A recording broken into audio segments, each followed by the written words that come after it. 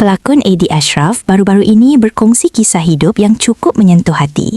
Menerusi podcast Kita-Kita Aja bersama Aznel Haji Nawawi, Eddie membuka cerita tentang bagaimana dia membesar tanpa kehadiran seorang ayah di sisi. Katanya, saat dia dilahirkan ke dunia, ayahnya tiada di sisi ibu. Sedangkan kebiasaannya, seorang bapa akan berada di bilik bersalin, menyambut kelahiran anak dengan penuh rasa syukur. Tapi bagi Eddie, momen itu tak berlaku.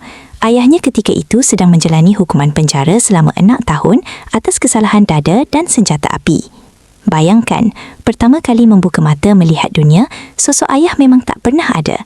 Sehinggalah usianya mencecah 7 tahun, dia membesar tanpa figura tersebut. Namun yang menyentuh hati, Eddie mengakui dia tak pernah rasa hidupnya kurang.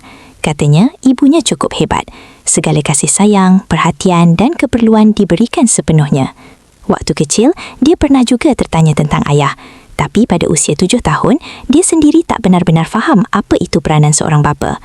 Ayah bukan seseorang yang hadir dalam rutin hariannya.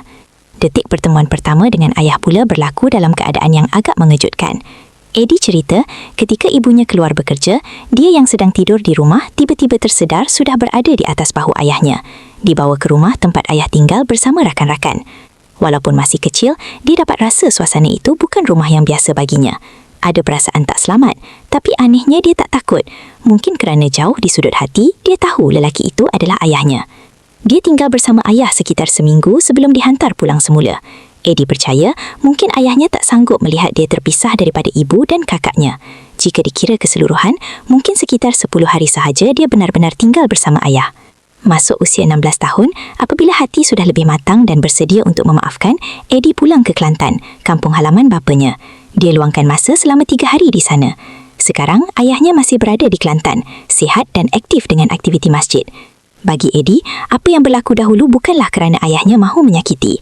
Dia percaya itu cuma rasa rindu seorang ayah terhadap anaknya. Dia tahu ayahnya sayang, cuma mungkin seorang lelaki yang sukar meluahkan kasih sayang dengan kata-kata. Kisah ini bukan sekadar tentang kehilangan, tetapi tentang memaafkan dan memahami. Pada pandangan anda, sejauh mana pentingnya kemaafan dalam hubungan antara anak dan ibu bapa? Kongsikan pendapat di ruangan komen. Terima kasih kerana menonton Chua Viral TV.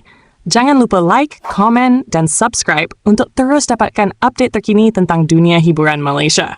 Jumpa lagi di video seterusnya. Stay tuned untuk lebih banyak kisah sensasi.